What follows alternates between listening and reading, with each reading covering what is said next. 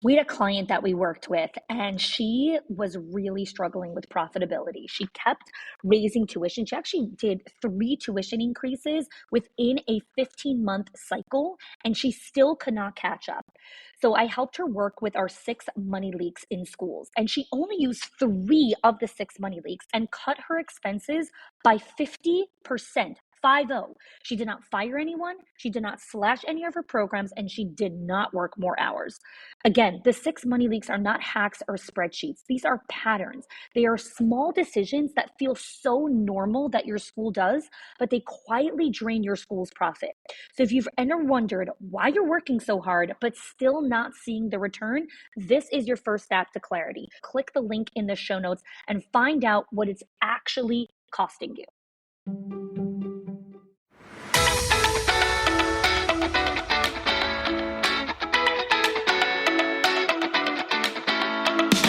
Welcome to the Schools of Excellence podcast, where we transform everyday leadership struggles into powerful legacies that impact generations.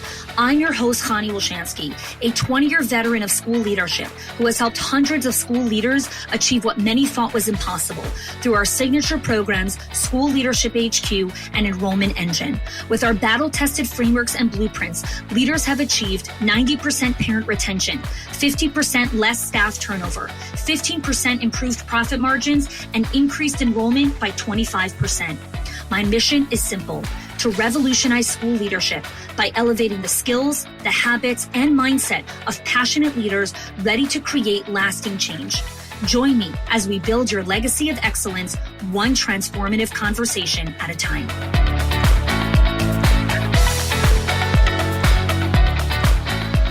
Hello there, and welcome back to the Schools of Excellence podcast. Today is actually my first time recording in my new office. So for those of you that have seen some recent live streamings, or if you've been on coaching calls, I moved into my new office, which is upstairs. So we had a flood last summer in our house, flooded out 3 of our bedrooms, 2 of our bathrooms. And so we launched a mini construction project in our house. And once I knew that, the crew was coming and all of that kind of stuff, and we're already going to be breaking walls and floors and all the things that went with that, I was like, you know what? Since we moved into the house back in 2020, I've always wanted my own office. Until now, I've actually been recording in our master bedroom closet. Yes, the place that you have seen up until now is my closet, but now I have my own little office, which I love. It is my new sanctuary. So today I'm recording from there, and it's really nice to be up here. So if you're watching the YouTube version of this, you'll see the bright eeriness and just the beautiful backdrop. If you're listening on audio, I sound exactly the same. So let's dive into today's conversation, because I am excited about today's conversation because I love summer.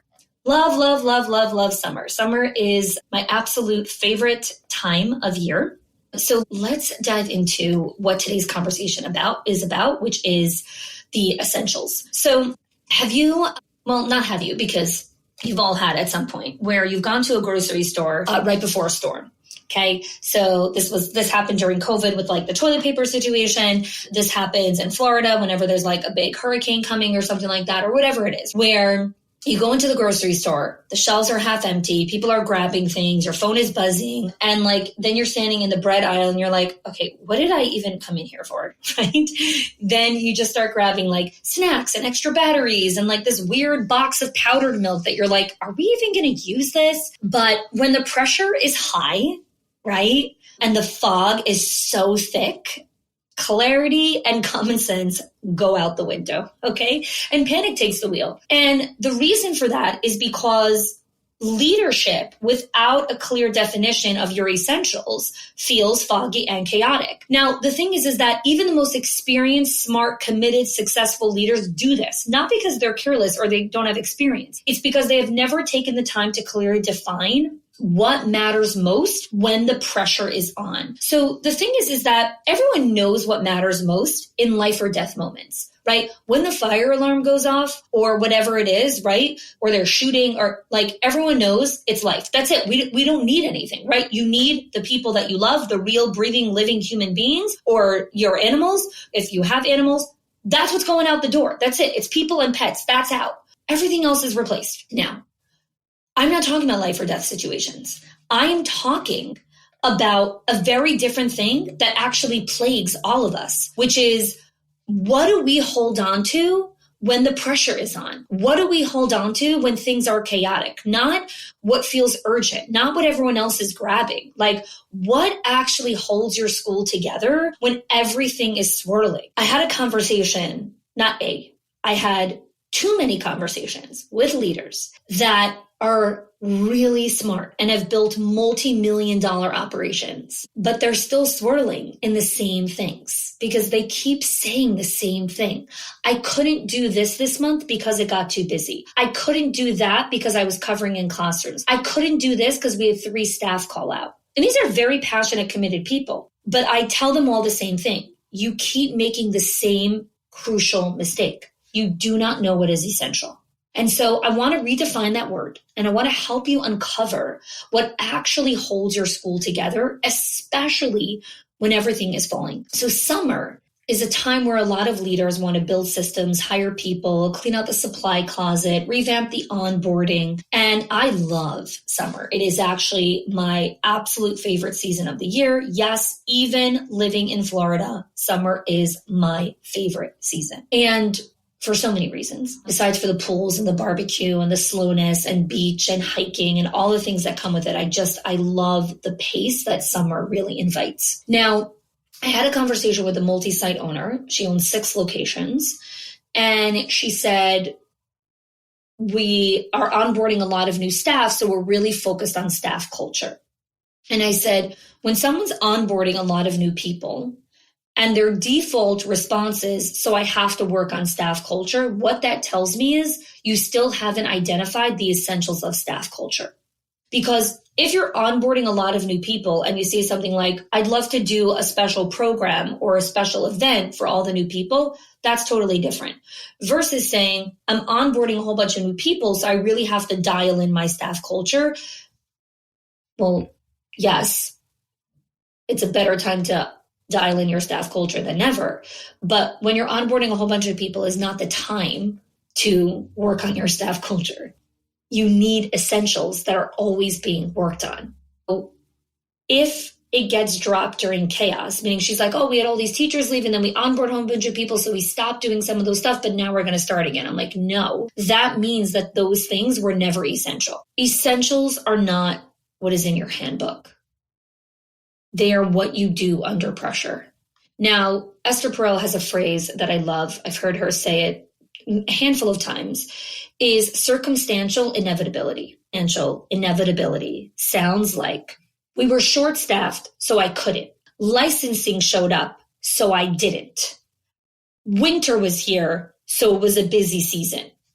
Circumstantial inevitability. And this is really interesting because I'd love for you to really think about, like, how would you define circumstantial inevitability, right? Think about what it sounds like. The circumstance happened, so it's inevitable that this thing happened. It's this belief that our actions, especially our reactive ones, right? Where it was like, oh, I really wanted to be calm, but he threw the chair, so I yelled. It's this belief that our actions, especially the reactive ones, are inevitable because of the circumstance that we were in. I meant to follow up, but the week got away from me. I couldn't do the classroom observation because the licensor showed up. So on the surface, and it's not even on the surface, they're real circumstances, but you're not lying that the licensor showed up. You're not lying that you were short-staffed. But circumstantial inevitability is what happens when you stop seeing your choices as choices. Circumstantial inevitability happens when you stop seeing your choices as choices and start believing that your environment dictates your leadership. It's not just that something hard happened. It's that we use the hard thing that happened as proof I couldn't lead differently because of that. The reason that I couldn't lead differently was because the licensor showed up. The reason that I couldn't do that was because I was short-staffed. We use the hard thing as the proof of why we couldn't do it. And what this belief structure does, what this mindset does, is it slowly erodes the trust and personal agency and advocacy that you have for yourself and that your team witnesses you having. So it turns leadership into daily and minute survival. So what happens is a lot of people are like, okay, so then we have to just work harder on our staff call out system. And yes, you want to have a staff call out system, but the work is not to eliminate hard circumstances, because if you eliminate this one, a new hard circumstances is coming. Okay. The work is to define what is essential. So even under pressure, your actions come from clarity, not chaos. Your actions come from clarity, not chaos. Let that land. Let that land. Okay. So when I was explaining this concept to a couple of owners that I was working with one-on-one as premier clients, and I only work with 4 premier clients a year, she said to me, oh my gosh, that means that I actually don't know what to protect when I'm overwhelmed. Most people, well, not most people, I would say basically all of humanity knows what to protect when they're under fire, right? When bullets are flying, or when there is an actual fire, or when someone is in a life or death situation, you know what to protect. Yourself, your family, your kids, your pets, out the door, wherever you're running. Do you know what to protect when you're under pressure, when you're overwhelmed? Who you are as a leader is never defined when things are calm. It's so interesting. I was listening to a podcast episode talking about history and World War II and just different world events. And what I found really interesting was the person who was describing it was talking about how people, when they look back at history, right, they're like, if I was in that situation, I would do this, or I would do that, or whatever it is. And one of the things that he explained, he quoted this person. I forgot the name of the person who had this quote, but I posted it on my Facebook page a while ago. When we look back in life, we see the man, we see the plan, but we do not see the fog. And you think that if you are in that situation, you would react differently. And it's not true, because all you're seeing now removed from the situation is the person, what they did, right? But you don't see the fog of the decision, right? There's the classic term, the fog of war. The fog of leadership in the day-to-day operations of running a center is real fog. And nobody sees your fog. Everyone just sees what, their thing. You see your fog. You see the overwhelm that you're experiencing, right? And so you need to understand what are the essentials. So when I'm in the fog, when I'm overwhelmed, when I'm under pressure, I know how to make my way through the fog. I know how to walk in the mist. I know what to do. I know what to think. I know how to take action because I've identified my essentials. So how do you clarify what's truly essential? Well, I'm going to break down each concept here, right? But that's why I created the 5 gears framework, because the 5 gears framework is where focus creates freedom, because the 5 gears are the only 5 essential things that every single school is always working on: enrollment, staff culture, parent engagement, financial health, and strategic growth.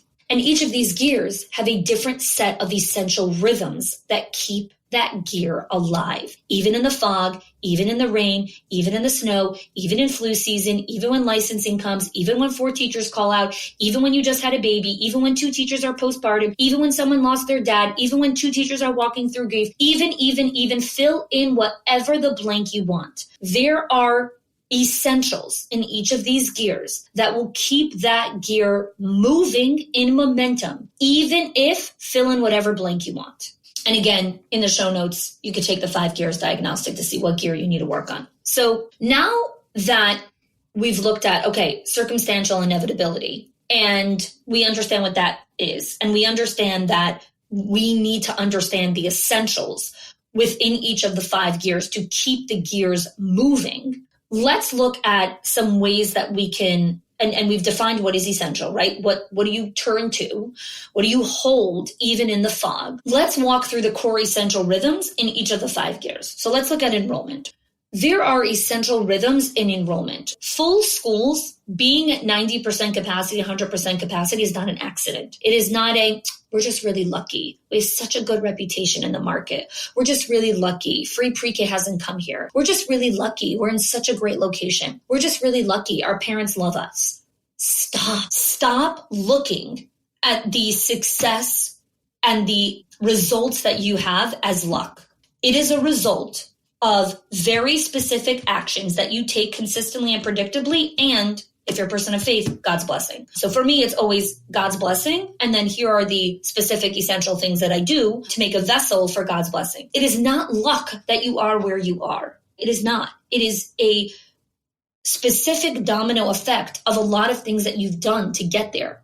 So I had this conversation with an owner of 10 locations, and she's gotten, I think it was 7 out of the 10 locations fully enrolled. And she's like, now that those centers are fully enrolled, those centers are starting to work on the next year. And I said, nope, you guys aren't ready for the next year. Because yes, you've hustled your way and gotten full enrollment, but you have not identified the essential activities that got you fully enrolled, which means you guys are going to stop doing the things that got you to be fully enrolled.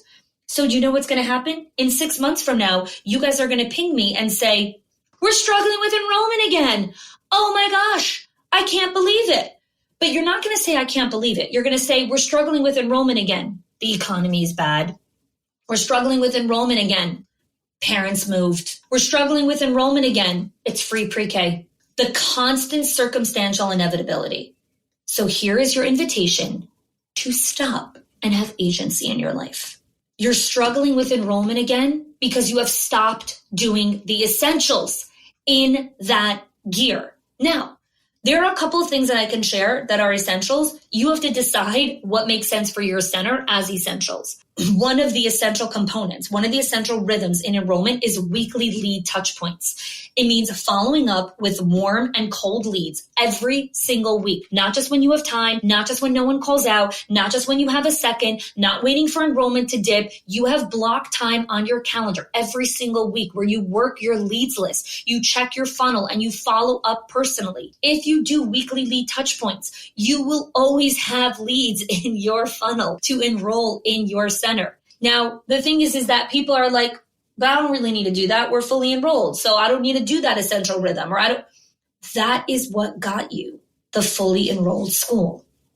We stopped doing the essentials because guess what? The essentials are boring. I'm going to say it again. The essentials are boring. They're not hype. You can't post those on social. You can't do a TikTok dance for it. You can't do a hoopla for it. It's an essential. It's boring. And as an entrepreneur and as a leader, you want the exciting, the different, the dopamine hit of like, ooh, and we were low on enrollment and we did this big open house and then we did this big thing and then we did this and we stayed till 1 o'clock in the morning and we did all this stuff and bam, we got fully enrolled. You are addicted to the dopamine hit of I did it, I fixed it, I did it, I moved, I hustled, I didn't sleep, I do, as opposed to we just call our leads list every week and we run tours 4 days a week at this time and this time. And we have a weekly marketing cadence where we connect with families. And I do a weekly coffee chat where I talk to 2-3 parents a week and ask them for referrals. And we have a parent ambassador program. And we have 5 different rhythms that we do consistently, some weekly, some monthly, some quarterly. And that's how we stay fully enrolled. Oh, so boring. So boring. You mean you don't have to do ba. No fireworks, no cheerleaders, no squads. So again, the essentials are boring, which is why we don't do them. And then we wait for the next hit. Do the essentials in enrollment. Okay. What are the essentials in staff culture? There are 3 essentials in staff culture: gratitude, one-on-ones, and classroom observations. And every time I say this, someone says, but we do gratitude, but I do one-on-ones, but I do classroom observations. And I'm like, No, you don't, because if you did, you wouldn't be talking to me right now about all these things that you're dealing with. Gratitude is specific, personalized, and tracked every single week.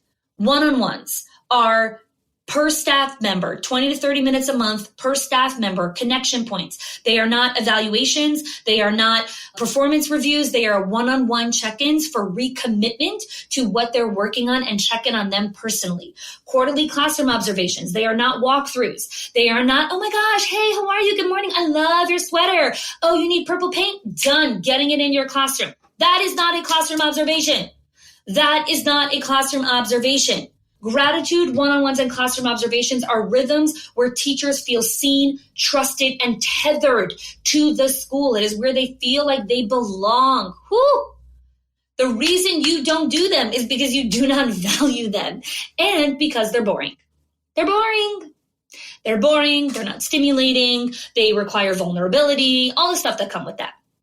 It is so much easier to say, oh my gosh, we planned the most amazing pizza party in the world. We ordered like 40 different kinds of pizzas, and we ordered Sonic drinks, and we did this, and we did this, and all the teachers loved it, and it was amazing, and the vibe was so high, and 48 hours later, 6 teachers are gossiping in the teacher's room, and you're like, what? We just spent like $450 on pizza. Why are people gossiping in the break room? I'll tell you why.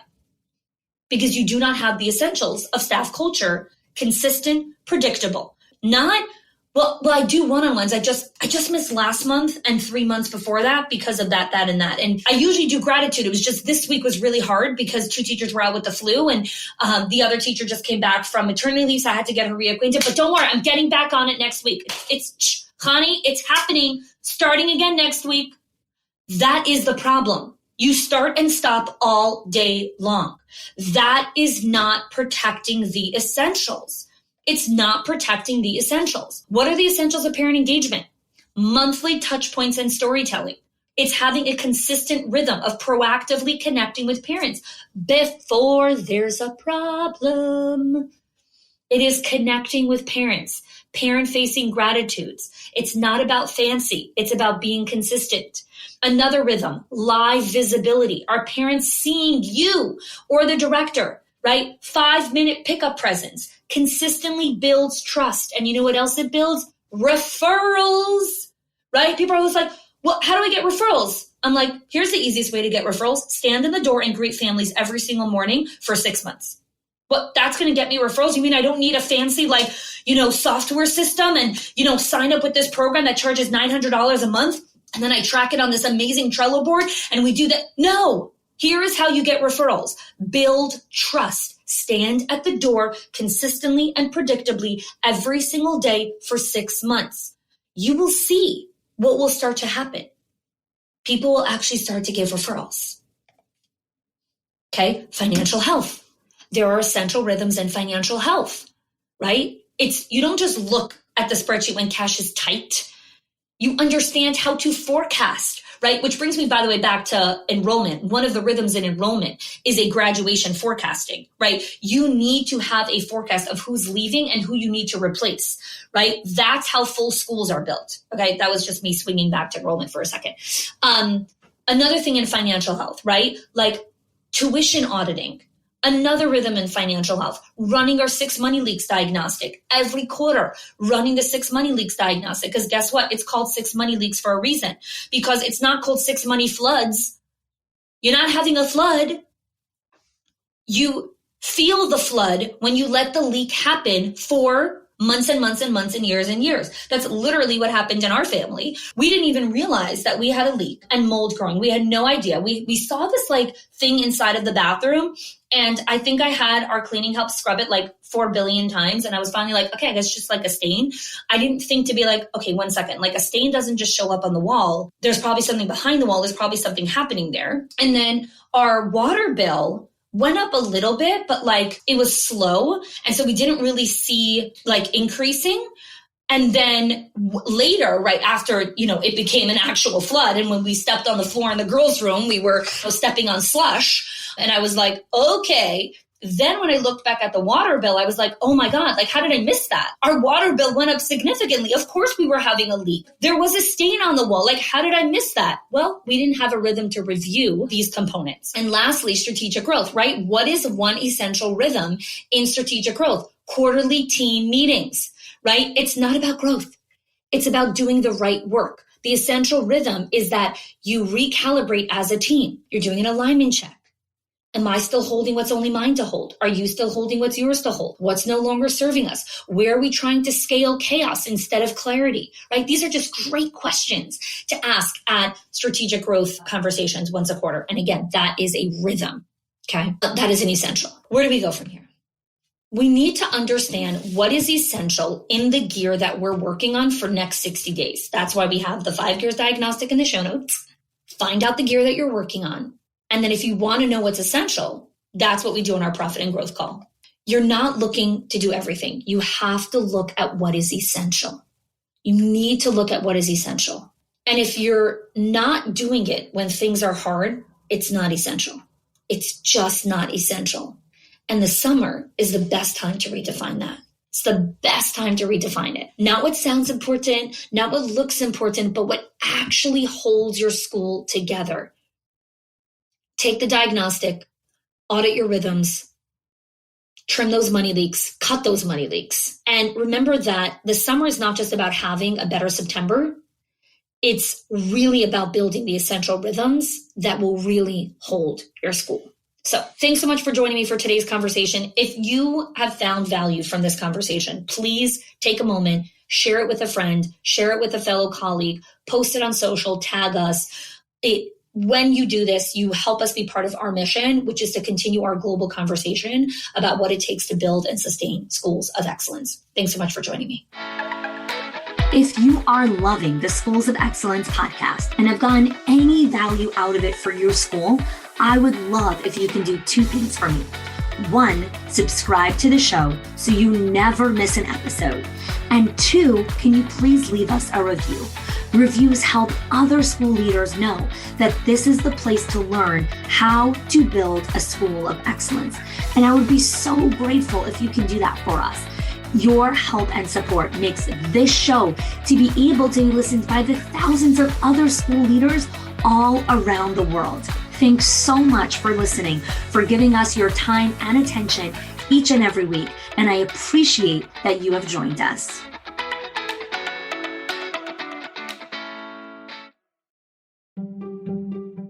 If your accountant has ever told you to cut back on professional development or slash your teacher appreciation budget or your staff development budget just so you could stay afloat, or has told you, hey, you probably can't go invest in that program, please listen. The problem is not that you're spending too much money on your people or yourself or your investment or your support system. It's that your school has invisible money leaks that are draining your profit, leaks that no spreadsheet will ever catch or accountant. So I created the 6 money leaks of schools that show you the 6 core areas that schools lose money every single month without realizing it. If you close even one of them, your profits will start to soar without sacrificing your team. Go get it now and stop blaming the things that are actually building your school.